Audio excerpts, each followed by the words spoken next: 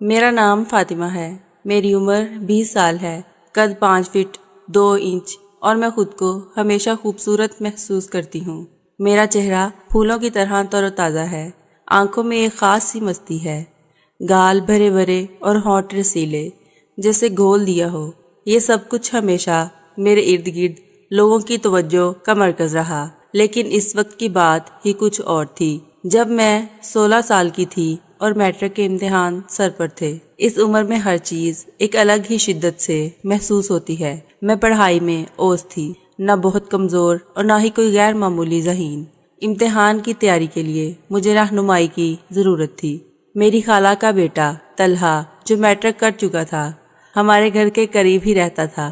میں نے اماں سے کہا، اماں طلحہ سے کہہ دے کہ وہ مجھے پڑھا دیا کرے، اس طرح مجھے دور کہیں جانا بھی نہیں پڑے گا اور وقت بھی بچے گا۔ اماں نے فوراً اس بات کو سنجیدگی سے لیا اور اسی دن طلحہ سے بات کرائیں۔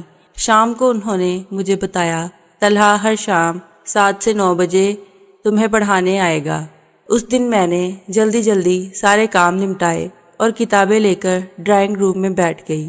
گھڑی نے 7 بجائے تو دروازے پر دستک ہوئی۔ طلحہ اندر آیا۔ اس کی عمر 21 سال کے لگ بھگ تھی۔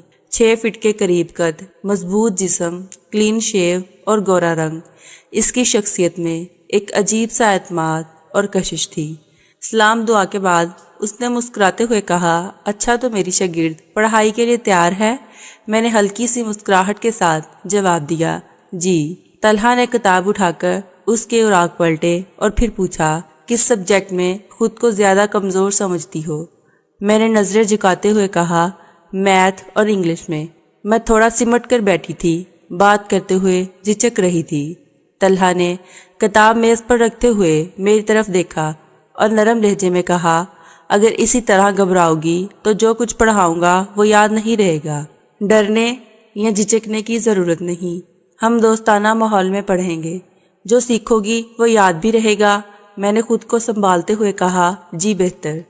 اس دن پڑھائی تو خاص نہ ہوئی، لیکن طلحہ نے اپنی باتوں اور ہنسی مذاق سے میری جھجک دور کر دی۔ میں بھی اب کافی پر اعتماد محسوس کر رہی تھی اور اس کے چٹکلوں کا جواب بھی بھرپور انداز میں دے رہی تھی۔ میرا چنچل پن جاگ اٹھا تھا۔ طلحہ نے تھوڑی سی میتھ کی مشق کروائی اور کہا کہ کل سے انگلش شروع کریں گے۔ جب وہ جانے لگا تو اماں نے اسے چائے کے لیے روک لیا۔ چائے اور مختصر سی گپ شپ کے بعد اس نے کہا، کل شام 7 بجے آؤں گا، تیار رہنا۔ اگلے 2 ہفتے اسی طرح گزرے۔ طلحہ وقت کا بہت پابند تھا، ہمیشہ وقت پر آتا اور وقت پر ہی چلا جاتا۔ اس کی شخصیت میں ایک جاذبیت تھی، اس کا پڑھانے کا انداز بھی لاجواب تھا۔ آہستہ آہستہ میں اس کی گرویدہ ہوتی گئی اور اس سے میری دوستی بھی بڑھتی گئی۔ اس کے ساتھ گزرنے والے لمحات میرے لیے خاص اور یادگار بن گئے تھے۔ اس دن طلحہ مجھے میتھ کی مشق کروا رہے تھے کہ اماں چائے لے آئیں۔ انہوں نے چائے میز پر رکھتے ہوئے کہا، چائے پہلے پی لینا، اور واپس کچن میں چلی گئیں۔ مشق ختم ہوئی تو میں نے چائے کی پیالی اٹھا کر طلحہ کو دینا چاہی، لیکن جانے کیوں میرا ہاتھ کانپ گیا اور پوری چائے طلحہ کے اوپر گر گئی۔ ان کی پتلون اور شرٹ بھیگ گئی۔ میرے تو اوسان خطا ہو گئے۔ میں گھبرا کر دوڑتی ہوئی تولیہ اٹھا لائی اور بار بار سوری کہتی ہوئی ان کی شرٹ کو تولیے سے خشک کرنے کی کوشش کرنے لگی۔ آپ جلے تو نہیں؟ میں نے تولیہ رگڑتے ہوئے گھبرائی ہوئی آواز میں پوچھا۔ طلحہ نے ہلکے سے مسکراتے ہوئے جواب دیا، چائے سے تو نہیں جلا، لیکن اب تم ضرور جلا ڈالو گی، تولیہ رگڑ رگڑ کر۔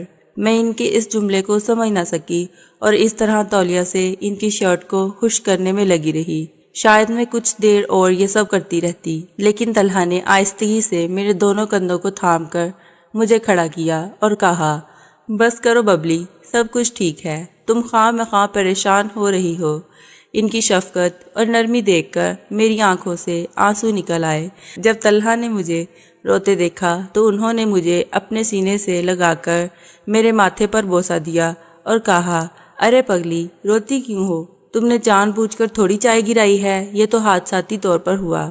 ان کے اس انداز پر مجھے حوصلہ ملا۔ میں نے آنسو پہنچتے ہوئے کہا، جانتی ہوں کہ حادثہ ہوا ہے، لیکن حادثات بھی تو کسی نہ کسی غلطی کا نتیجہ ہوتے ہیں، اور اس حادثے کی غلطی میری ہی تھی۔ طلحہ نے ماحول کو ہلکا پھلکا بنانے کے لیے ہنستے ہوئے کہا، ببلی میں تمہیں اجازت دیتا ہوں کہ تم ایسے حادثات روز کیا کرو۔